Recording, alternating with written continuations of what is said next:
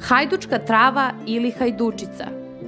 Hajdučka trava je višegodišnja biljka iz porodice glavočika. Stabljika je okrugla, zelenkasta i visoka do 80 cm. Cela biljka je sitno dlakava i mirisna. Mnogobrojni sitni listovi su beli ili purpurno-crveni. Raste svuda uz putevi i polja, kao samonikla biljka. Sadrži jetarsko ulje, flavonoide, vitamin K, gorku materiju, ahilein, smole, tanine i drugo.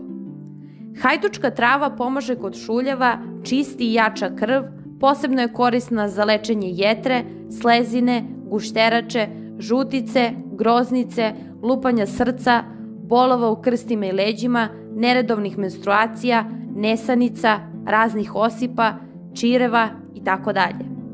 Hajdučica takođe spada u aromatičnu grupu osnažujućih sredstava koje teraju na znojanje, tako da uvek je treba imati u kući dok traje sezona gripa ili prehlada, jer pomešana sa zovom i slatkim korenom efikasno spušta temperaturu i jača imunni sistem.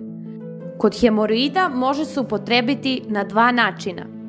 Kao sok od sveže hajdučke trave kojim potom kvasite hemoroide ili kao čaj u kombinaciji sa biljkama. Priprema čaja. Pomešati 50 g hajdučice, 50 g rusomača, 50 g nevena i 50 g lanenog semena.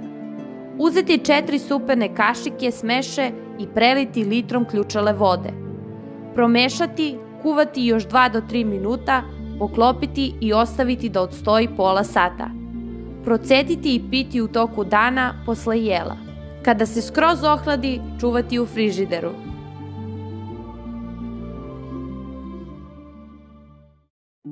Ako želite da podržite naš rad i ako smatrate naš rad korisnim, lajkujte video i zapratite naš YouTube kanal za više videa o prirodnom lečenju. Ostanite zdravi, s Bogom!